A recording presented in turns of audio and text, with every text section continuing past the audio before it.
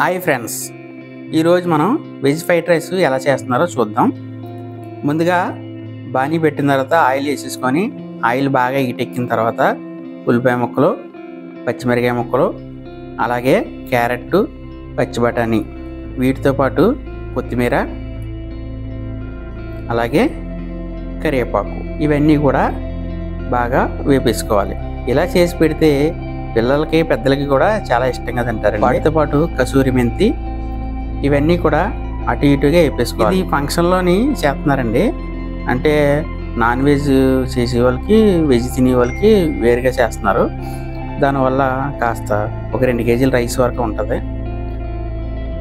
దీనికోసం అల్లం పేస్టు, అలాగే వెల్లుల్లి పేస్టు, అల్లం వెల్లుల్లి పేస్ట్ కూడా వేసుకొని ఇవి కూడా పచ్చివాసన పోయే వరకు వేపేసుకోవాలండి.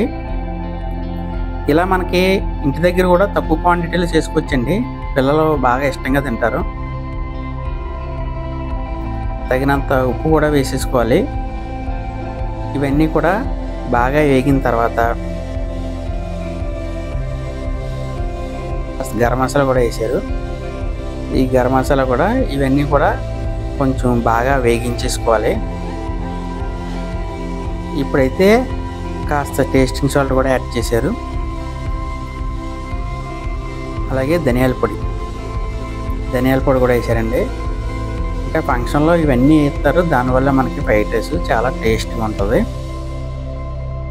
ఇవన్నీ కూడా బాగా వేగిన తర్వాత కాస్త ఆయిల్ మళ్ళీ వేసారండి. ఇదేంటి ఇప్పుడు వేస్తున్నారు అనుకుంటున్నారా? ఇప్పుడు రైస్ వేస్తారండి.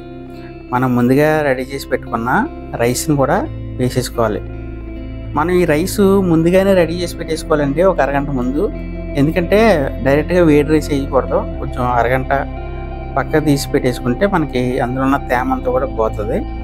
దానివల్ల ఏంటంటే ఫ్రైడ్ రైస్ కొంచెం బాగా ఉంటుంది అనమాట. లేదంటే కొంచెం గంజిలాగా అయిపోయినట్టు కొంచెం వేరుగా ఉంటుంది, మెతుకు అంటిపోద్ది అనమాట. వేడి రైస్ చేస్తే అంటిపోద్ది. అలా కాకుండా మనం ఫ్రైడ్ రైస్ వండుకునే ముందే ఒక అరగంట ముందు, గంట ముందు రైస్ తీసి పక్కన పెట్టేసుకొని తర్వాత ఇవన్నీ ప్రిపేర్ చేసుకొని వండుకుంటే రుచి మాత్రం చాలా అద్భుతంగా ఉంటుంది, చాలా రుచిగా కూడా ఉంటుంది. ఇలా చేసి పెడితే పిల్లలేటి పెద్దలేటి చాలా ఇష్టంగా తింటారండి. ఒకసారి ఇలా ట్రై చేయండి, రుచి మాత్రం అదిరిపోద్ది అనమాట. ఇందులో మీరు ఇంకా కావాలితే క్యాప్సికమ్ ముక్కలు, అలాగే వేరు చిక్కడి పిక్కలు, ఇవన్నీ చాలా రకాలు వేసుకోవచ్చండి పిల్లలకి పెట్టడానికి. మనకి ఇలా ఫంక్షన్లో కాబట్టి ఇలా చేసేసారు. ఇవి అంతా కూడా మనకి అంత కలిసిపోయిందండి. ఇప్పుడు లాస్ట్గా పైన కాస్త కొత్తిమీర జల్లేసుకొని మనం సర్వ్ చేసుకుంటే సరిపోతుంది. ఫ్రెండ్స్, ఎంతసేపు మా వీడియోని చూసినందుకు మీ అందరికీ కూడా ధన్యవాదములు. అలాగే చూడండి, జీడిపప్పు కూడా వేస్తున్నారు.